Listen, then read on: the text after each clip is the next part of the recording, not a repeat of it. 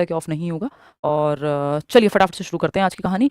Cognition and emotion, ये एक आपका टॉपिक है छोटा सा, 1 नंबर में सीटेट से लेके सब जगह पर पूछ लिया जाता है, तो आपको होना चाहिए पता। इस टॉपिक के करने के बाद यदि समय बचता है तो हम कुछ क्वेश्चंस भी प्रैक्टिस करेंगे, जो हम एक स्टैंडर्ड प्रोसीजर रखेंगे, ठीक है ना। तो इसमें आप क्योंकि अभी हम वो टॉपिक्स कर रहे हैं जो पूछे ही जाते हैं और जो जरूरी हैं, इसलिए सबकी क्लास जो है कंबाइंड भी लग रही है। पेपर क्लियर हो जाएगा शीतल, बस जो जो कराया जा रहा है वो करते जाओ, ये मत सोचो कहाँ से क्या क्या सीक्वेंस है क्या नहीं है। काम के टॉपिक्स आपके कराए जा रहे हैं और वो कराए ही जाएंगे, प्रॉपर सिलेबस को पूरा घूम करके खत्म हो जाएगा। मान लो आपका बैच शुरू हुआ है यदि जैसे कल हम करें एनईपी या टीचिंग लर्निंग प्रोसेस से, तो वो घूम करके मान लो कुछ चाइल्ड डेवलपमेंट के टॉपिक्स हैं जो किसी बैच में नहीं हुए हैं। Sorry sorry guys. तो ये कुछ टॉपिक्स होंगे जो पहले खत्म होंगे और फिर सर्कल में बैचेस चलते हैं, वो सब जगह ऐसे ही चलता है। तो ये क्या है, चाइल्ड डेवलपमेंट की यूनिट भी आपके बैच में हो सकता है किसी बैच में 2 महीने पहले हुई है, आपके में 2 महीने बाद हो जाएगी। तो उस चीज को लेकर टेंशन में नहीं रहना है कि क्या सीक्वेंस है, ये टॉपिक इसके बाद कैसे आ गया, उससे कोई टेंशन आपको नहीं है, क्योंकि आपको समझ में वो बराबर आएगा, है ना। वो टॉपिक्स में नहीं कराती हूँ, वो पूरी टीम प्रॉपर बैठ के उसमें ध्यान रखती है कि वो बैचेस ना हो जिनकी वजह से अगर पहले कुछ टॉपिक्स नहीं हुए हैं, तो वो टॉपिक नहीं होना चाहिए जिसमें लास्ट टॉपिक से कनेक्शन उस तरह का हो कि आपको समझना है। तो उसकी टेंशन आप लोग लीजिएगा मत, ठीक है। जो कराया जा रहा है वो आप शांति से करते जाइए, आपके दिमाग में होना चाहिए जो बैच में कराया जा रहा है, ये शर्त पक्की है, पहली शर्त यही है। हम जो बात कर रहे हैं अभी, हम बात कर रहे हैं कि एनईपी जो है, कल हम एनईपी करेंगे, है ना, नेशनल एजुकेशन पॉलिसी। और ये और एक नया और विशाल का टॉपिक थोड़ा सा शुरू होगा, ठीक है। आज हम जो कर रहे हैं वो कॉग्निशन एंड इमोशन है ना। टॉपिक का नाम क्या है, कॉग्निशन एंड इमोशन, और ये सभी को पढ़ना है। मुझे लगता है इतना तो अब आपको एस्टैब्लिश हो गया होगा। देखिए, टीचर को ट्रस्ट करना पड़ेगा अगर हमें शांति से पढ़ना है तो, ठीक। और ऑफलाइन क्लास भी हम लोग जल्दी शुरू करना जा रहे हैं, तो जो भी दिल्ली में हो और इंटरेस्टेड हो वो बिल्कुल ऑफलाइन सेंटर में आएंगे जल्दी, उसके बारे में भी आपको डिटेल्स हम देंगे। कॉग्निशन एंड इमोशंस आज का ये टॉपिक है, अब इधर उधर की बातें करनी नहीं है। कॉग्निशन एंड इमोशंस, कॉग्निशन बोलते हैं संज्ञान को। संज्ञान मतलब जानने की प्रोसेस या मानसिक विकास की प्रक्रिया, ज्ञान की प्रक्रिया। संज्ञान यानी ज्ञान का निर्माण कैसे होता है। संज्ञान एवं संवेग कह देते हैं इस टॉपिक को। ये सीटेट से लेके हर जगह पूछ लिया जाता है, आपको पता है एटलीस्ट इसके बारे में होना चाहिए। कुछ इमोशंस की थियरीज हैं जो हमने, अगर आपने सीटेट में मेरे से पढ़ा होगा तो मैं वहां भी कराती हूँ, ये कॉमन बात है, ये करना ही होता है हमको। जो पढ़ रहे हैं सीटेट में उनको भी पता है, ठीक है ना। तो अगर हम देखें तो संज्ञान एवं संवेग, संवेग बोले तो इमोशंस हमारे। क्या है कहानी संज्ञान एवं संवेग की। संज्ञान में जितनी भी प्रोसेस, जो भी मेंटल प्रोसेसेस हैं, ज्ञान के निर्माण में मानसिक प्रक्रियाएं लगती है ना। ज्ञान कोई साइकिल थोड़ी है, कोई फोन थोड़ी, कोई सब्जी थोड़ी बाहर बनाया जाएगा, दिमाग में निर्माण होता है ज्ञान का, ठीक है ना। तो अगर हम देखें मेंटल प्रोसेसेस, कॉग्निशन किससे जुड़ा हुआ है, मेंटल प्रोसेसेस से, मानसिक प्रक्रियाओं से। अगर मैं कहूं मानसिक प्रक्रियाओं से, तो ये जो मानसिक प्रक्रियाएं हैं, मेंटल डेवलपमेंट है, इंटेलेक्चुअल डेवलपमेंट जिसको हम कह देते हैं, या मेंटल स्किल्स जो हैं आपकी, मानसिक प्रोसेसेस या स्किल्स, कौशल, मानसिक कौशल या मानसिक प्रक्रियाएं, मानसिक कौशल या मानसिक प्रक्रियाएं, क्या ये इमोशंस से जुड़ी हुई होती हैं। इमोशंस आपको पता ही है, फियर, एंगर, लव, ये 3 बेसिक इमोशन हैं जो आपके एक व्यक्ति थे वॉटसन, उन्होंने दिए हैं। और ऐसे बहुत सारे अलग अलग इमोशंस हैं, मतलब महसूस करना, फीलिंग्स आपकी एक तरह की, थोड़ा सा अंतर होता है बट आपको इतना ही जानना है कि फीलिंग्स। मानसिक कौशल, अब मानसिक कौशल में क्या क्या आ जाएगा। मानसिक कौशल में जो भी काम दिमाग से हो रहे हैं, जैसे थिंकिंग, रीजनिंग, प्रॉब्लम सॉल्विंग, ये सब हमें पता है, यानी चिंतन करना, तर्क करना, समस्या का समाधान करना, डिसीजन लेना, है ना। प्रॉब्लम सॉल्विंग, समस्या समाधान, प्रॉब्लम सॉल्विंग, समस्या समाधान, प्रॉब्लम सॉल्विंग हो गया। डिसीजन मेकिंग, जो भी काम दिमाग से हम करते हैं, इमेजिन करना, चीज़ों को याद रखना, है ना। Decision making, imagination, imagination, memory यानी स्मृति, ईरानी नहीं, याद रखने वाली मेमोरी की बात हो रही है। ये सब दिमाग से जुड़ी हुई प्रक्रियाएं हैं, कॉग्निशन के अंदर आती हैं, यानी दिल और दिमाग का क्या कनेक्शन है, इस क्लास में हम ये सीखेंगे, ठीक है। तो कॉग्निशन बोले तो संज्ञान, संज्ञान में क्या है, मानसिक प्रक्रियाएं आती हैं, जो भी दिमाग का इस्तेमाल ज्ञान की प्रक्रिया में हम करते हैं वो कॉग्निशन में आएगा। हाँ गला ठीक है शीतल। अब इमोशंस की जब हम बात कर रहे हैं, इमोशंस की, भाई आपकी क्लास अब 7:30 ही चलेगी। इमोशंस की जब हम बात कर रहे हैं, इमोशंस आपके महसूस करने से संबंधित चीजें हैं, है ना। It is related to your feelings, ठीक। कि आपका जो महसूस करना है वो दिमाग से कितना जुड़ा हुआ है, यानी हम कहते हैं दिल और दिमाग की लड़ाई। दिमाग मतलब लॉजिक, मतलब संज्ञान, मतलब thinking, reasoning, problem solving, memory, perception, ये सब चीजें जो भी दिमाग की प्रक्रियाएं हैं। मतलब दिमाग है एक साइड, दूसरी साइड इमोशंस हैं। इसको लेफ्ट और राइट ब्रेन भी कह देते हैं, कि ब्रेन के 2 हिस्से होते हैं। इमोशंस महसूस करने से संबंधित हैं, कि आपका मोह, मतलब आपका लव, अटैचमेंट, व्हाटएवर, है ना, लव, फियर, एंगर, ये सब चीजें इमोशंस हैं, जहां महसूस करना ज्यादा इंपॉर्टेंट है। कॉग्निशन में आपका सोचना समझना, दिमागी प्रक्रियाओं का इस्तेमाल करना ज्यादा महत्वपूर्ण है। ब्रेन के 2 पार्ट बोलते हैं, लेफ्ट ब्रेन और राइट ब्रेन। लेफ्ट ब्रेन आपका लॉजिक से जुड़ा हुआ होता है, यानी जहां तर्क की बात होती है, ये है आपका लेफ्ट ब्रेन, तर्क से जुड़ा हुआ होता है।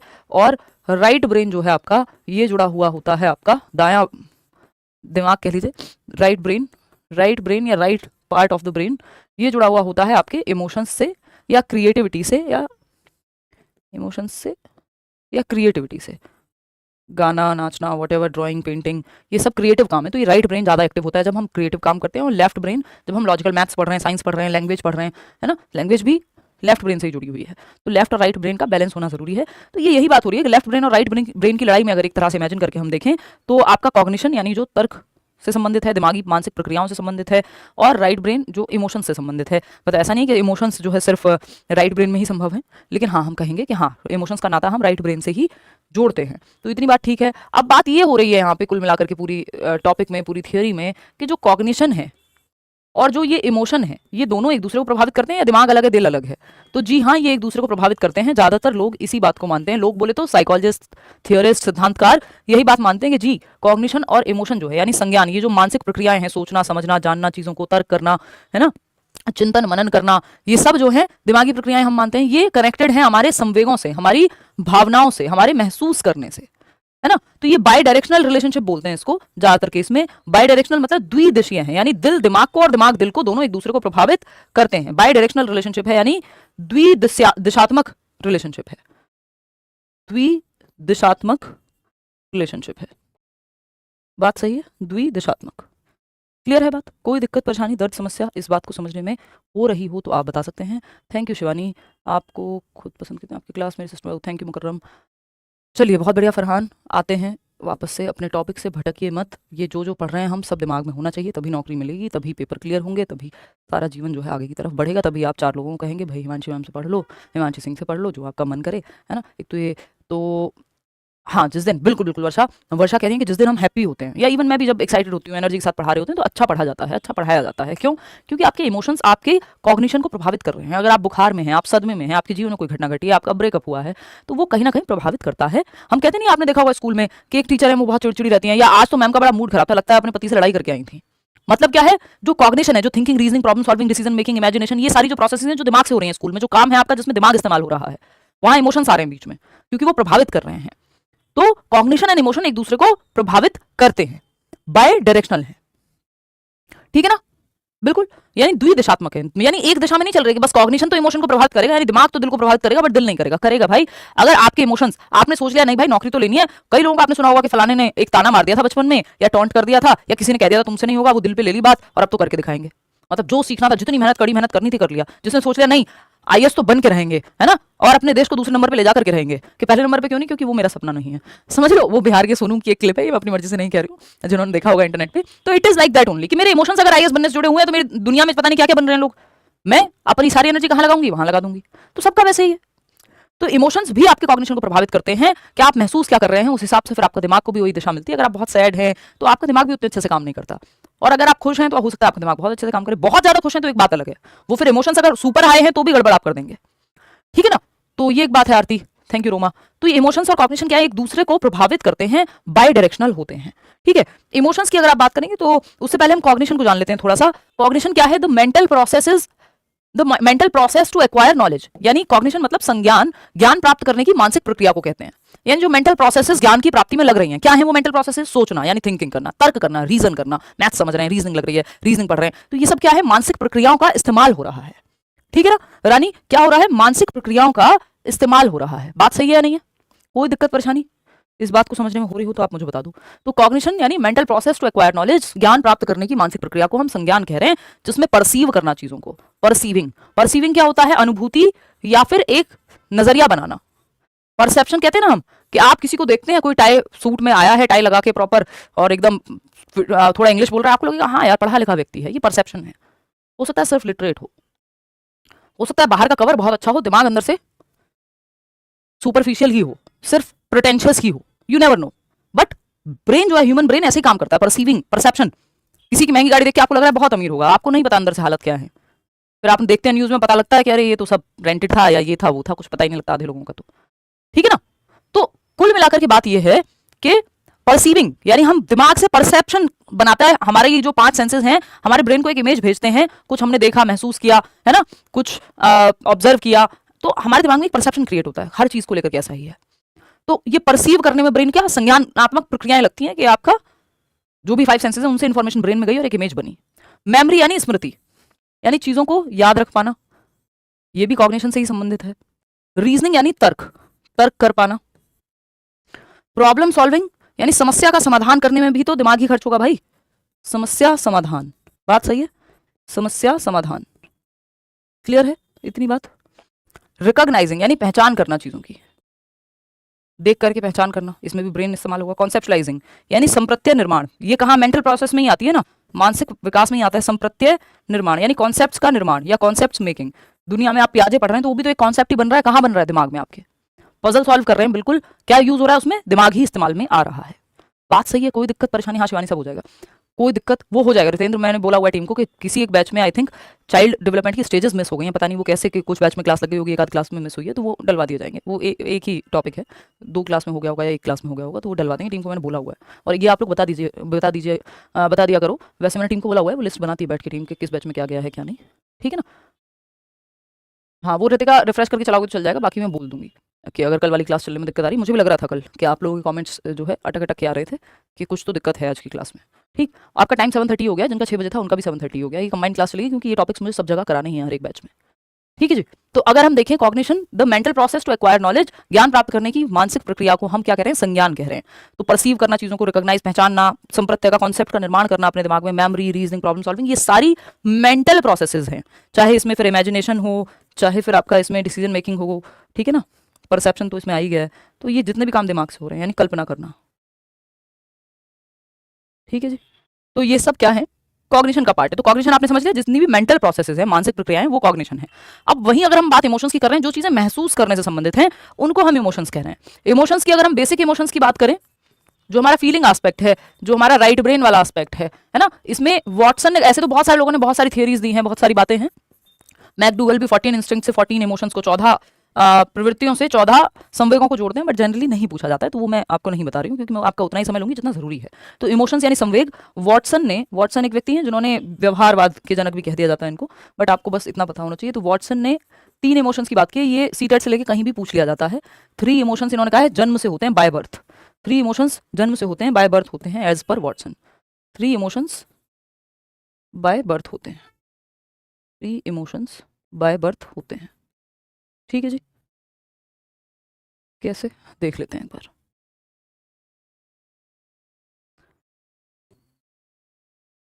पॉल से इसको हम याद रखते हैं, फियर, एंगर और लव। फियर, एंगर और लव, फियर, एंगर, लव, ठीक है। देख लेते हैं एक बार। फियर बोले तो भय, यानी बच्चों को आप उछालेंगे वो डर महसूस करता है। एंगर यानी क्रोध, उंगली दबा लेगा मुंह में, ठीक है ना। तो ये क्या है, क्रोध। एंगर और लव यानी प्रेम, वो प्रेम महसूस आप वो देखते हैं, आप बच्चा जन्म से करना शुरू कर देता है। फियर, एंगर और लव, ये 3 इमोशंस जन्म से हैं। बाकी तो बहुत तरह के इमोशंस हैं, बहुत सारी चीजें। सना आपके कमेंट दिख रहे हैं, पब्लिक मैसेज हम अलाउ नहीं करते, फिर वो यूट्यूब जैसी स्थिति हो जाती है कि सब आपस में बातों में लग जाते हैं या वो डिस्ट्रैक्शन होता है। तो क्लास में जितना डिसिप्लिन और शांति से बातें हो उतना बेहतर है। आपका ध्यान क्लास पे होना चाहिए, आपसी बातों में नहीं, है ना, ठीक है जी। ईशा करके देखो फिर से ट्राई। तो फियर, एंगर, लव, ये 3 इमोशंस हैं जो हमारे अंदर जन्म से हैं। अब हमने एक बात एस्टेब्लिश कर ली है कि फियर, एंगर, ये जो कॉग्निशन और इमोशन है, बाई डायरेक्शनल है, एक दूसरे को प्रभावित करते हैं। अब बाई डायरेक्शनल के अलावा भी और कुछ बातें हैं जो मुझे आपको बतानी है। बाई डायरेक्शनल तो समझ में आ गया आपको, या आप कह सकते हो इंटर रिलेटेड हैं, अंतः संबंधित हैं। इंटर रिलेटेड हैं, अंतः संबंधित हैं, एक दूसरे को प्रभावित करते हैं, अंतः संबंधित हैं। बात सही है, अंतः संबंधित हैं, एक दूसरे को प्रभावित करते हैं। इतनी बात क्लियर है। कोई दिक्कत परेशानी आपको अगर समझने में हो रही हो तो आप बता दीजिए। ये बात क्लियर है, इतनी बात, कोई दिक्कत नहीं है इस बात को समझने में, कोई दिक्कत नहीं है। वो मैं शिवानी कराऊंगी ही नहीं। अगर सच में मुझे लगेगा कि कोई भी टॉपिक बीच से हो रहा है, वो मैं नहीं कराऊंगी। मैं यूनिट वाइज कराती हूँ चीजें, वो मुझे पता होता है कि मैं क्या करा रही हूँ, है ना, उसकी दिक्कत नहीं होगी। वो सारे बैचेस उसी तरह से प्लान होते हैं। अच्छा सुष्मिता, नहीं नहीं प्रियांशी, देखिए नहीं हो पाएगा आपका। ये ईसीसी करके आप प्राइमरी में नहीं अप्लाई कर सकते, वो नर्सरी के लिए होता है एलिजिबल। नरगिस मैं अच्छी हूँ, होपफुली आप सभी बढ़िया होंगे, नो दिक्कत नो परेशानी। नाजिया कह रही है, मुकर्रम कह रहे हैं, कोई दिक्कत नहीं है। तो इंटर रिलेटेड यानी अंतः संबंधित हैं, या मैं कहूँ एक और शब्द इंटरट्वाइंड हैं, यानी एक दूसरे में गुथे हुए हैं। इंटरट्वाइंड हैं, इंटरट्वाइंड हैं यानी एक दूसरे में गुथे हुए हैं, एक अंतः संबंधित हैं, यही बात यहाँ भी हम कह रहे हैं, ठीक। बाई डायरेक्शनल है, क्लियर है? ज्यादातर लोग यही मानते हैं। एक व्यक्ति हैं ज़ेज़ोंग नाम के, ये एक्सेप्शन है, समझते हो ना, एक्सेप्शंस आर ऑलवेज देयर, यानी कुछ एक्सेप्शन होते हैं जिन पे नियम लागू नहीं होता। तो ये एक व्यक्ति है Zajonc. According to Zajonc, most of the people agree with this thought कि कॉग्निशन और इमोशन जो है एक दूसरे को प्रभावित करते हैं, जो कि है भी। बट अकॉर्डिंग टू ज़ेज़ोंग, ज़ेज़ोंग नाम के एक व्यक्ति हैं, ज़ेज़ोंग, ज़ेज़ोंग क्या कह रहे हैं? ज़ेज़ोंग कह रहे हैं ये दोनों इंडिपेंडेंट हैं, यानी एक दूसरे को प्रभावित नहीं करते हैं। These are independent. According to Zajonc क्या है, जो आपके कॉग्निशन और इमोशन है, cognition and emotion, cognition and emotion, emotions, चाहे तो आप यहीं लिख सकते हैं, आर इंडिपेंडेंट, इंडिपेंडेंट, इंडिपेंडेंट, ठीक है। यानी संज्ञान एवं संवेग, संज्ञान एवं संवेग, संज्ञान एवं संवेग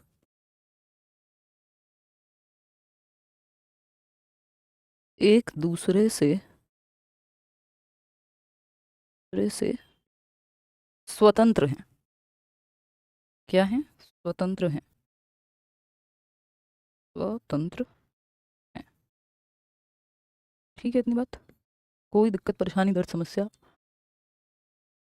वो हो जाएगा आरती। बहुत बढ़िया मोनिका। हाँ, तो ये एकदम गांठ बांध लेने बात कि ज़ेज़ोंग की जब बात आई तो ये कहते हैं कॉग्निशन एंड इमोशन इंडिपेंडेंट है, स्वतंत्र है, एक दूसरे को प्रभावित नहीं कर रहे। वहीं बाकी लोगों की इन जनरल लिखा हो, जब तक ज़ेज़ोंग नहीं लिखना है, नहीं लिखा है ज़ेज़ोंग जब तक, ये एक थियरिस्ट हैं, तब तक आप कॉग्निशन एंड इमोशन को बाई डायरेक्शनल मानते हैं, एक दूसरे को ये प्रभावित करते हैं। ठीक है शालिनी? हाँ बिल्कुल करते हैं, बिल्कुल करते हैं, लेकिन कई बार आप देखते हैं कि व्यक्ति को जो है, कुछ होते हैं ना रोबोट टाइप के लोग, तो वो अलग अलग सिचुएशन में अलग अलग। ठीक है, बहुत बढ़िया, कह रहे हैं आपका पढ़ाया हुआ मूवी की तरह याद रहता है। तो इमोशनल इंटेलिजेंस यानी सामवेगिक बुद्धि। अब जैसे हमने इमोशंस के बारे में बात की, इमोशनल इंटेलिजेंस एक अपने आप में टॉपिक है, यानी इंटेलिजेंस आईक्यू एक अलग चीज है, ईक्यू जिसको हम बोलते हैं। मतलब इमोशनली कितने इंटेलिजेंट हैं आप, जरूरी नहीं आपका आईक्यू है तो आप इमोशनली भी इंटेलिजेंट ही होंगे। इमोशनल इंटेलिजेंस में बहुत सारी चीजें लगती हैं। इमोशनल इंटेलिजेंस को एरिस्टोटल ने एक तरह से कहा है, या अरस्तु की इस लाइन को जब इन्होंने कहा होगा तब तो ये शब्द भी नहीं होगा, अरस्तु ने कुछ बीसी में कहा होगा। तो एरिस्टोटल का एक कोट है, या एक उनके कुछ वाक्य हैं जिसको कोट किया गया है, एरिस्टोटल या अरस्तु की अगर हम माने तो। इसको इमोशनल इंटेलिजेंस को, सामवेगिक बुद्धि को समझने के लिए कुछ लाइंस का प्रयोग किया जाता है। सामवेगिक बुद्धि को समझने के लिए कुछ लाइंस का हम क्या करते हैं, प्रयोग करते हैं। वो क्या है? एनीवन कैन बिकम एंग्री, यानी कोई भी जो है वो नाराज हो सकता है, गुस्सा कर सकता है, क्रोध कर सकता है। दैट इज ईजी, यानी गुस्सा करना आसान बात है, आप गुस्सा कर सकते हैं। मिलान आसान है। हाँ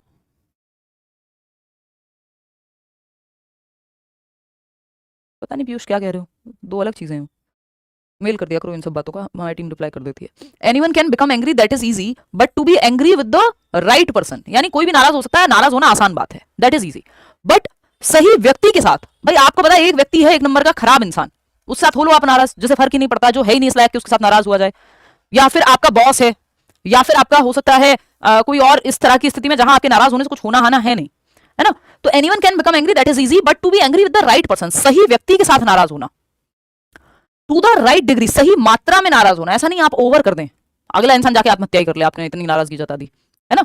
just giving you an extreme example जिससे आपको बात समझ में आ जाए, ठीक है ना। तो कुल मिलाकर की बात हो रही है क्या कि एनीवन कैन बिकम एंग्री, कोई भी नाराज हो सकता है, दैट इज इजी, आसान बात है नाराज होना, but to angry with the right person, to the right degree, सही व्यक्ति के साथ सही मात्रा में नाराज होना, एट द राइट टाइम, सही समय पे।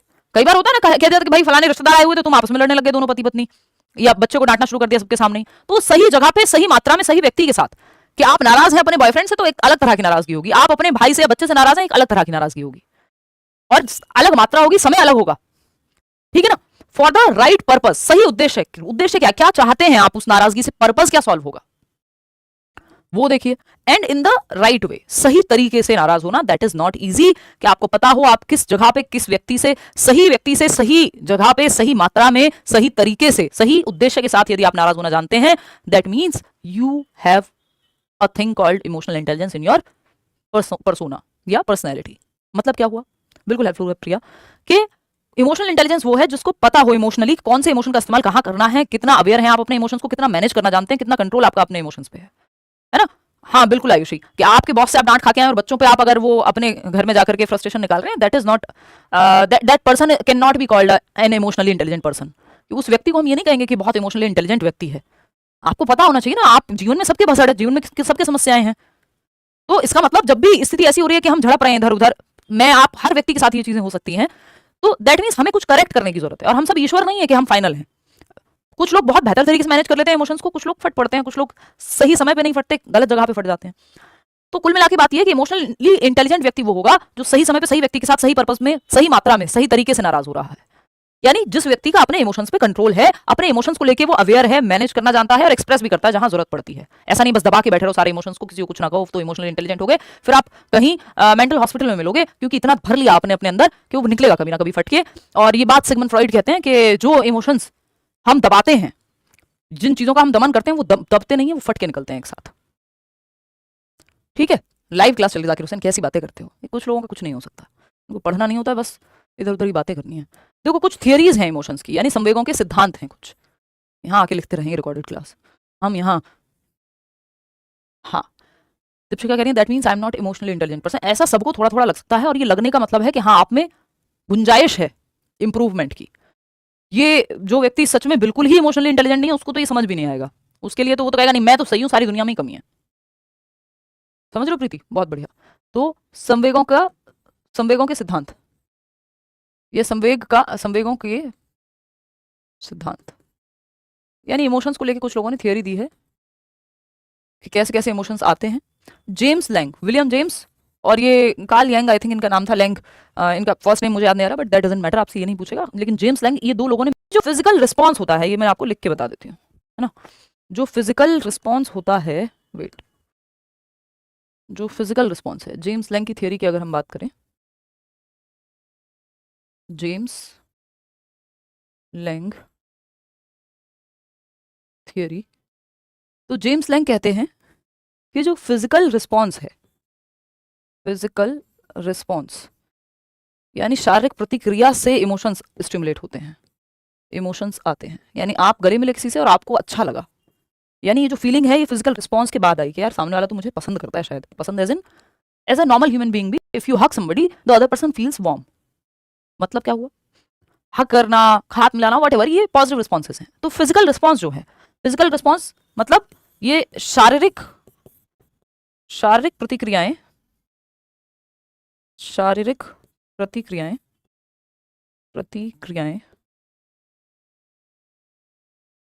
प्रतिक्रिया से संवेग आते हैं, यानी शारीरिक प्रतिक्रिया से आपको इमोशंस महसूस होते हैं। बात ये चल रही है, मतलब क्या हुआ, हार्ट बीट हो रहा है आपका, ये शारीरिक प्रतिक्रिया है ना। बहुत बढ़िया प्रगति, ये शारीरिक प्रतिक्रिया है, ये आपकी हार्ट बीट तेज चल रही है, मान लेते हैं हार्ट बीट नॉर्मल से तेज है, बहुत ज्यादा तेज है तो फिर हम उसको कहेंगे पैल्पिटेशन है, ठीक है, एंग्जाइटी है। तो अगर हम देख रहे हैं तो ये हार्ट बीट से आपको पता लगता है, आप हार्ट बीट हो रहा है इसलिए आपको लगता है यार मुझे तो डर लग रहा है कहीं, है ना, मेरी डर के मारे हार्ट बीट ज्यादा है, या मैं एंग्शियस हूं। ठीक, ये फिजिकल रिस्पॉन्स से आया, ठीक, कि भाई मुझे डर लग रहा है, तो डर एक इमोशन है, लेकिन फिजिकल रिस्पॉन्स क्या है, हार्ट का बीट करना, कि फियर आपके अंदर आया। हाँ उर्वी, इतनी बात क्लियर है। फिजिकल टच ऑफ पेरेंट्स बच्चों को सिक्योर फील कराता है, तो वो जो फिजिकल रिस्पॉन्स है उससे इमोशन जनरेट हो रहा है बच्चे में, उसको अच्छा लग रहा है। तो ये जेम्स लैंग की थियरी है जो कहती है फिजिकल रिस्पॉन्स स्टिमुलेट इमोशंस, यानी जो शारीरिक प्रतिक्रिया है उससे इमोशन जगता है या उससे इमोशंस आते हैं। पहले फिजिकल रिस्पॉन्स आता है फिर इमोशन आता है। कैनन बार्ड जो है, ये भी दो लोग हैं, इन्होंने भी एक थियरी दी है, ये कह रहे हैं emotions bring physical response. Cannon Bard की जब हम बात कर रहे हैं तो ये कह रहे हैं कि emotions bring physical response. Cannon Bard, ये भी दो लोग हैं, ये इमोशंस की थियरी दो दो के पेयर में लोगों ने दी है जनरली। ये कह रहे हैं इमोशंस से फिजिकल रिस्पॉन्स आएगा, इमोशंस ब्रिंग फिजिकल रिस्पॉन्स। मतलब क्या है कि मुझे प्रेम महसूस हो रहा है तो मैं जाकर के किसी को हक करूंगा, मतलब ये कोई कंडीशन नहीं है, I am just giving you an example, ठीक है ना। वो मिल जाएगा, मैं चेक करा लूंगी, अगर कल की वीडियो नहीं चल रही, सेम बात कितनी बार कहोगे, बोल दूंगी मैं टीम को। इमोशंस ब्रिंग, कई बार कुछ टेक्निकल ग्लिच भी होता है, और ऐसा नहीं है कि वो नहीं देखोगे तो ये नहीं समझ आएगा, सेम टॉपिक नहीं चल रहा है। तो इमोशंस से कई बार फिजिकल रिस्पॉन्स आपका बिल्ड होता है, यानी शारीरिक प्रतिक्रिया, ठीक है। इमोशंस से शारीरिक प्रतिक्रिया यानी संवेग जो है, संवेग से शारीरिक प्रतिक्रिया,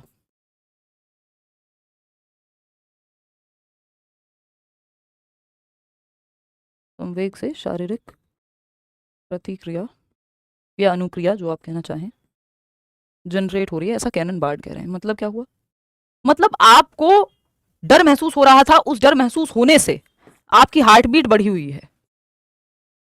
ये फिजिकल रिस्पॉन्स है कि डर महसूस किया आपने तो आपकी हार्ट बीट बढ़ गई। आप देखते ना, स्ट्रेस हुआ, मुझे स्ट्रेस हुआ तो हार्ट बीट बढ़ गई, नींद नहीं आ रही, हार्ट बीट बढ़ गई। ये हार्ट बीट जस्ट एक उदाहरण है, और भी बहुत सारे फिजिकल सिम्टम्स हो सकते हैं, है ना। किसी को लूज मोशन लग जाते हैं स्ट्रेस से, अलग अलग चीजें। What does it mean?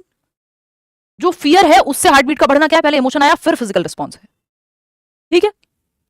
पहले इमोशन आया फिर फिजिकल रिस्पॉन्स है। Emotions bring physical response, emotions bring physical response, यानी जो इमोशन आपने महसूस किया उससे फिजिकल रिस्पॉन्स आया, कि आपको फियर महसूस हुआ तो आपकी हार्ट बीट बढ़ गई। फिर शेक्टर सिंगर, दो लोग हैं, इन्होंने एक तीसरी ही थियरी दी जो बहुत इंटरेस्टिंग लगती है मुझे। शेक्टर सिंगर क्या कहते हैं? ये कहते हैं इंटरप्रिटेशन ऑफ इमोशंस मैटर, यानी ये जो विवेचना हमने की है संवेगों की, उस पर डिपेंड करेगा कि आप महसूस क्या कर रहे हैं। यानी आपने खुद को कहानी क्या सुनाई है, उस पर आप निर्भर करेगी उस पर बात कि आप क्या महसूस कर रहे हैं। इंटरप्रिटेशन ऑफ इमोशंस, संवेगों का विवेचन या व्याख्या आप कह लीजिए आसान शब्दों में। मतलब क्या है? शेक्टर सिंगर ये कह रहे हैं, ये दो लोग मिलकर के, कि आपकी हार्ट बीट बढ़ रही है। अब आपने खुद को क्या कहानी सुनाई है कि यार मैं डांस करके आया हूं इसलिए हार्ट बीट बढ़ रही है, तो आप पॉजिटिव इमोशन महसूस करेंगे। लेकिन आपकी हार्ट बीट बढ़ रही है और आप खुद को कहानी ये सुना रहे हैं, नहीं नहीं मैं तो शायद स्ट्रेस्ड हूं, मैं तो ये हूं, मैं तो वो हूं, तो आप इंटरप्रेट जैसे कर रहे हैं वैसे इमोशंस आप महसूस करेंगे। यानी आप खुद को कहानी क्या सुना रहे हैं उस पर निर्भर करेगा कि आप इंटरप्रेट कैसे करते हैं इमोशंस को। कि if you are feeling fear, तब भी आप इंटरप्रिटेशन अगर ये दे रहे हैं, कोई बात नहीं यार, डर इंसान को महसूस होता है, कोई बात नहीं। अगर स्ट्रेस का समय है तो स्ट्रेस महसूस होना लाजमी है, कर लेता हूं महसूस। तो जब ये कहानी आपने सुनाई तो उसका फिजिकल रिस्पॉन्स अलग तरह का होगा, बजाय कि अगर आपको डर आप महसूस कर रहे हैं और हार्ट बीट बढ़ गई और आप और डर जा रहे हैं, ठीक है ना। कहाँ नहीं दिखाई थी आरती? कौन सा डेमो की बात कर रहे हो? कहाँ रहते कहाँ हो आप लोग? कई लोग तो मुझे बहुत प्यार आ जाता है उनपे, ऐसी बातें करते हैं अचानक से कहीं भी आकर के 10 दिन बाद बैठ के। हाँ आयुषी, तो हाँ, it means what I think, वो मेरे इमोशन को डिसाइड करेगा कि आप क्या इंटरप्रेट कर रहे हैं, आप खुद को कहानी क्या सुना रहे हैं। फिर से समझ लेते हैं तीनों को कि जेम्स लैंग कह रही है, जेम्स लैंग की थियरी, जेम्स लैंग कह रहे हैं दोनों कि फिजिकल रिस्पॉन्स से इमोशंस स्टिमुलेट होते हैं। कि आपकी हार्ट बीट बढ़ी, आपको पसीने आए, है ना, तो आप सोचते हैं कि कोई इमोशन है। ये हार्ट बीट बढ़ने से, पसीने आने से इमोशन जनरेट होगा, यानी फिजिकल रिस्पॉन्स पहले दिखेगा बाद में इमोशन आएगा। कैनन बार्ड कह रहे हैं पहले इमोशन महसूस होगा फिर उसकी फिजिकल रिस्पॉन्स आपको बॉडी में दिखेगा कि आप महसूस, खुशी महसूस कर रहे हैं तो आप बढ़िया लालाहित होंगे, डांस करने का मन कर रहा है आपका। ये कह रहे हैं डांस करोगे खुशी महसूस हो जाएगी। शेक्टर सिंगर क्या कह रहे हैं? इंटरप्रिटेशन ऑफ इमोशंस, यानी आप किसी भी फिजिकल रिस्पॉन्स को या इमोशन को, क्या कहानी, उसको इंटरप्रेट कैसे करते हैं, आप उसको देखते कैसे हैं, ये डिपेंड करेगा कि आप कैसा महसूस करेंगे। ये क्या है? ये है शेक्टर सिंगर की थियरी। ये आपको पता होनी चाहिए। अगर आप ये कोई पता होगी तो ये पेपर में डायरेक्ट पूछे ना पूछे, आप बहुत सारे इमोशन के, कॉग्निशन के क्वेश्चन सॉल्व कर पाएंगे। बात सही है नहीं है? तो इसलिए रट्टे नहीं लगाने होते, कॉन्सेप्ट समझना होता है ना। हाँ, जैसे फीवर है, किसी को फीवर होगा, एक व्यक्ति 90 फीवर में भी नहीं उठेगा, क्या यार मैं सो जाता हूँ, मैं बहुत बीमार हूँ, मैं बहुत बीमार हूँ, मैं बहुत बीमार हूँ, सुनाते रहो खुद को ये कहानी, मैं बहुत बीमार हूँ। ऐसा नहीं है कि आप हो नहीं सकते, हो भी सकते हो, लेकिन एक व्यक्ति होगा जो फीवर में आपको काम करता हुआ नजर आ जाएगा। मैं ये नहीं कह रही हूँ कि एक्सट्रीम फीवर है, बॉडी बिल्कुल अलाउ नहीं कर रही, तो वो एक अलग बात है। बट यू नो कि वॉरियर्स में, सोल्जर्स में ऐसा नहीं है कि उनको दर्द नहीं हो रहा है, एक गोली लग गई तो आप देखो एक गोली खा के, गोली मतलब वो वाली गोली, टैबलेट नहीं, बुलेट, तो बुलेट लगने के बावजूद भी वो, आप देख रहे हैं सनी देओल को, वो कुछ कुछ करे जा रहे हैं। सनी देओल तो जस्ट एक मूवी में कैरेक्टर है, बट यू नो कि ऐसे सोल्जर्स की कहानी आपने सुनी है कि जो उसके बाद भी लड़ते रहे, है ना। झांसी की रानी की आपने कहानी सुनी है, तो वो इंटरप्रेट कैसे किया आपने इमोशंस को, उस पर भी निर्भर करेगा। हाँ, क्या आप उसको कहानी क्या सुना रहे हैं, आप अपने इमोशंस को दिशा क्या दे रहे हैं। तो ये है कहानी शेक्टर सिंगर की। तो ये कुछ 3 थियरीज हैं जो हम इमोशंस में पढ़ते ही हैं। अब कुछ सवाल हैं जो हम कर लेते हैं, जो हमारा चल ही रहा था। लास्ट हम किस सवाल पे थे? ये था हमारा सवाल, फटाफट से इसको करेंगे और फिर हम आगे बढ़ेंगे। ये रैंडम सवाल है, इसको ये मत सोचेगा कि इसका क्या ताल्लुक है, मतलब ये कहाँ से आ गया अचानक से। मैं आपको एक्सप्लेन कर दूंगी थोड़ा थोड़ा बीच बीच में, जब हमारे पास टाइम है 10 मिनट का, तो 2-4 सवाल कर लेते हैं। आज के सेशन से कोई आपका डाउट हो तो आप पूछ सकते हो। हाँ देखो, सबने अलग अलग थियरीज दी हैं, ऐसी दुनिया में 50 लोगों में 50 तरह की बातें होती हैं और सबके अपने अपने एविडेंस हैं, तो ये आपके ऊपर है, आपको खुद क्या मानना है जीवन में। रजिया सुल्तान, एग्जैक्टली। हाँ, housewife and mothers to do work when they are ill, बिल्कुल।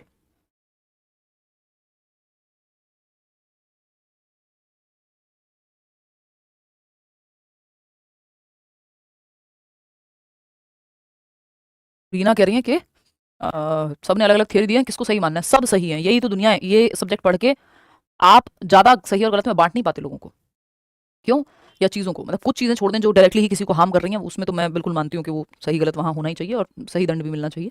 बट अदर देन दैट आप इजीली जज नहीं कर पाएंगे अगर ये सब्जेक्ट आप ठीक से पढ़ लें, क्योंकि चीज़ें इतनी कॉम्प्लेक्स होती हैं और 5 लोग 5 बातें कर रहे हैं, सबके पास एविडेंस है, सबका अपना एक व्यू पॉइंट है ना। तो इसमें सही गलत कोई नहीं है, सबकी अपने अपने विचार हैं। जिसके विचार आपको अच्छे लगे आप मान लो, नहीं लगे आप मत मानो, सिंपल। लेकिन इतना सिंपल होता तो क्यों लोग धर्म के नाम पे लड़ाई करते हैं। ठीक है भाई, आपको जो आपका सही है, मेरा सही है, बात खत्म। बात है कि नहीं है? चलें आगे बढ़ें।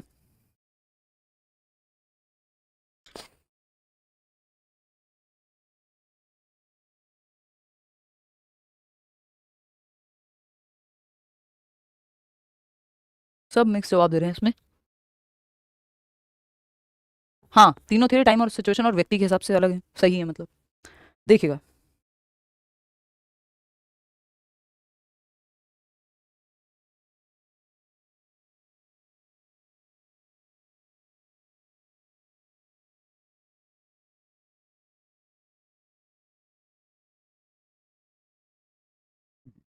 सॉरी।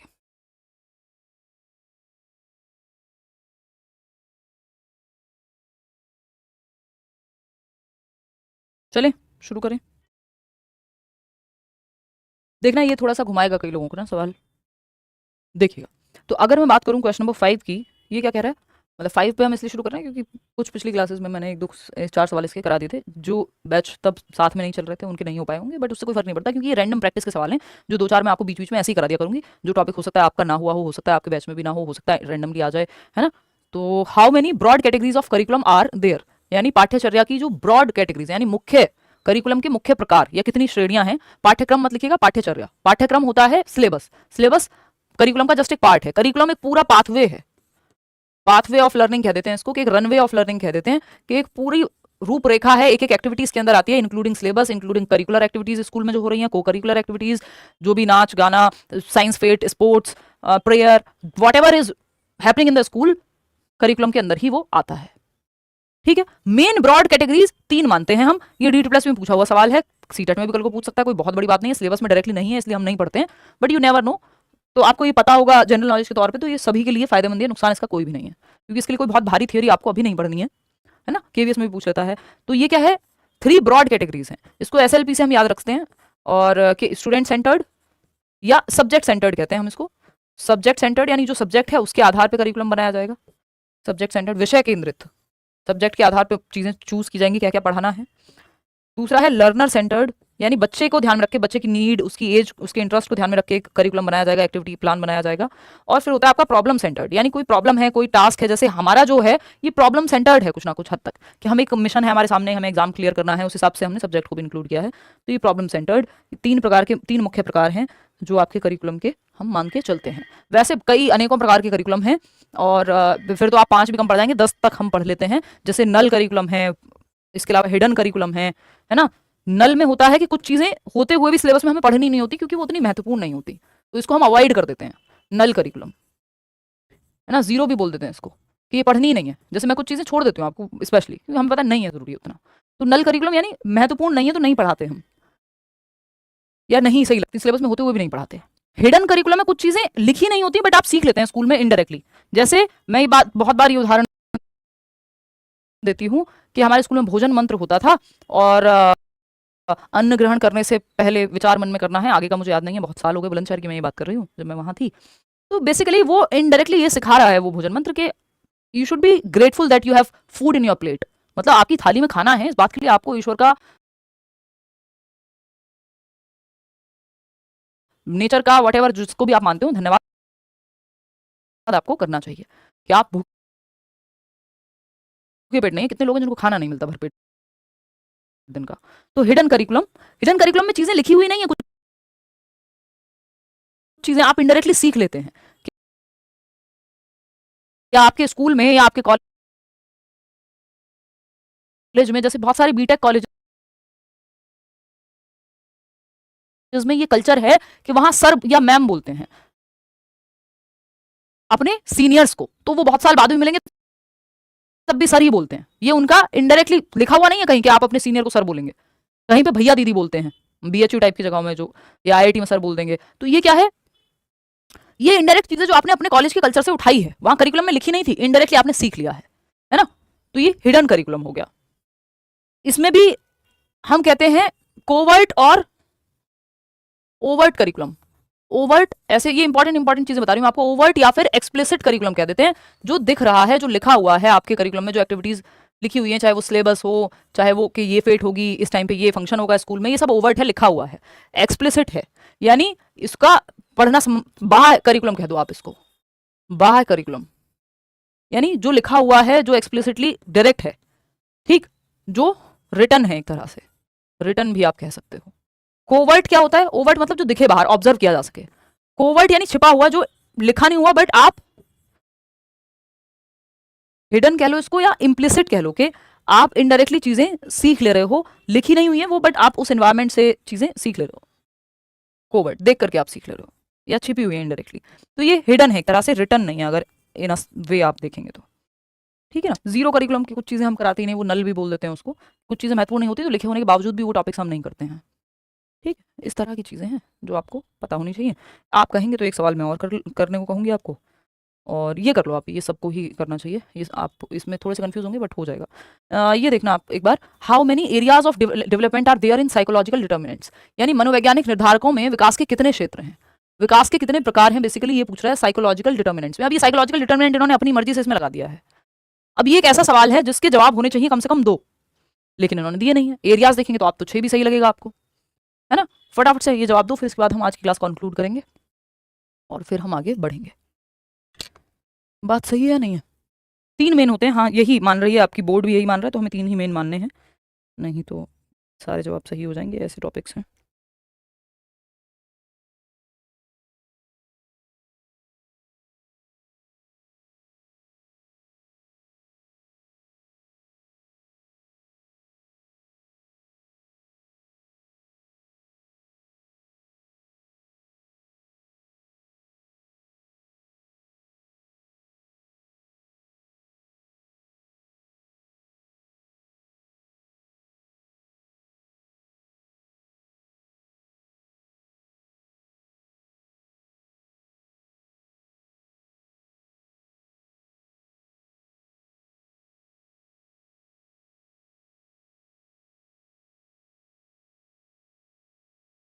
चलें बढ़े आगे, सब अलग अलग जवाब दे रहे हैं।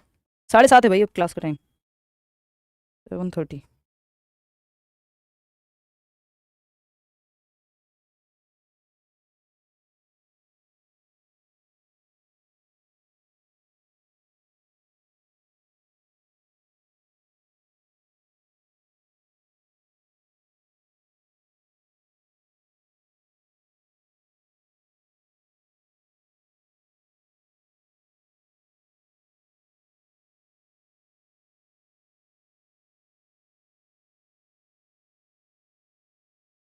अभी करते हैं लास्ट क्वेश्चन।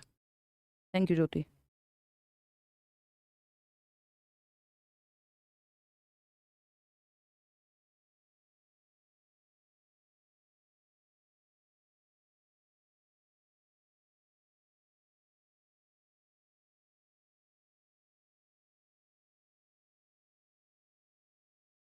चलो भाई, let's end the session. Ma'am आज 2 क्लास सेम टाइम पर चल रही हैं, हो सकता है वो आज जो है किसी को लगवानी पड़ गई हो, मैं बोल दूंगी टीम को। इसका जो सही जवाब बोर्ड ने माना, ये D+ में पूछा हुआ क्वेश्चन था, वो 4 माना है। हालांकि इसका जवाब 3 भी सही होता और चैलेंज भी इसको किया जा सकता था, बट होता कुछ नहीं है, जो मान लेता है बोर्ड वो मान लेता है। तो how many areas of development are there in psychological determinants. अभी साइकोलॉजिकल डिटर्मिनेंट्स कह के ये क्या कहना चाहते हैं तो इन्हीं को पता है। फिजिकल, कॉग्निटिव, सोशल और इमोशनल, ये 4 प्रकार हम जनरली पढ़ते हैं, लेकिन ये सोशो इमोशनल एक में ही आ जाते हैं, तो 3 हम कह देते हैं। ठीक है, तो ये इसको जो है हम 4 मानेंगे इसका सही जवाब। आज के लिए हम इतना ही रखते हैं। होपफुली आपको ये सेशन जो है पसंद आया होगा, समझ में आया होगा। आपका कोई मन में सवाल हो, विचार हो, तो वो आप पूछ सकते हैं, कोई डाउट हो लास्ट के